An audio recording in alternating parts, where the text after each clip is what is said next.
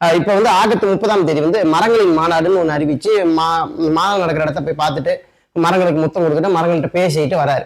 அதுவும் இந்த ஹைனாக்கள், அதே ஹைனாக்கள் கூட்டம் தான் இதையும் வந்து அண்ணன் மரத்தை கட்டி பிடிக்கிறாரு, மரத்துக்கிட்ட பேசுறாரு, பைத்தியம் ஆயிட்டாரு அப்படிங்கிற மாதிரிலாம் விமர்சனம் பண்றாங்க. அப்ப இவர்கள்லாம் நீங்க பாருங்க எவ்வளவு மனநோயாளியா இருப்பாங்க, எவ்வளவு மனிதத்தன்மையற்ற ஆட்களா இருப்பாங்க. மனிதத்தன்மையற்ற உயிர்மை தன்மையற்ற ஒரு மனிதர்களாக தான் இவர்கள் இருப்பாங்கன்னு நம்ம புரிஞ்சுக்க முடியுது. அது யாரா இருக்கலாம், திராவிடர்களா இருக்கலாம், ஆரியர்களா இருக்கலாம், யாரா வேணா இருக்கலாம்.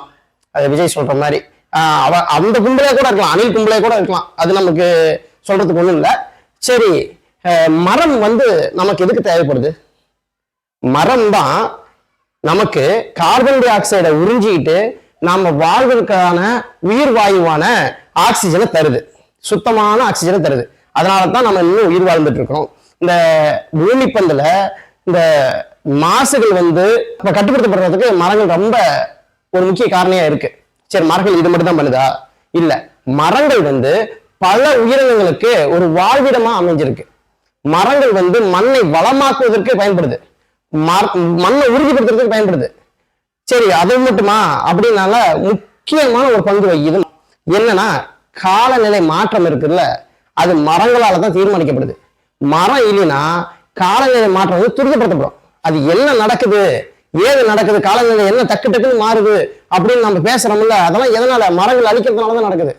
இதெல்லாம் புரியாம மரத்தை கட்டி பிடிச்சிட்டாரு, மரத்துக்கிட்ட பேசிட்டாரு. ஏன் மரத்துக்கிட்ட பேச மாட்டியா? நீ எங்க மனுஷன்கிட்டே பேச மாட்ட, சக மனுஷனே மதிக்கிறது இல்ல, சாதியாவோ மதமாவோ பிரிச்சு வச்சு வேட்டையாடிட்டு இருக்கிறீங்க. நீங்க மரங்களை மதிப்பீங்களா?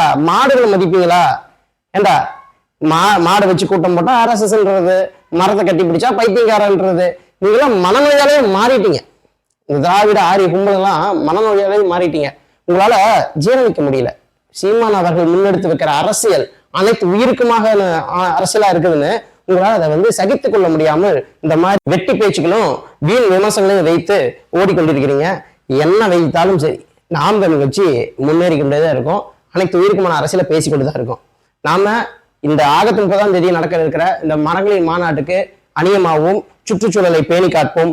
நன்றி, வணக்கம். நாம் தமிழர்.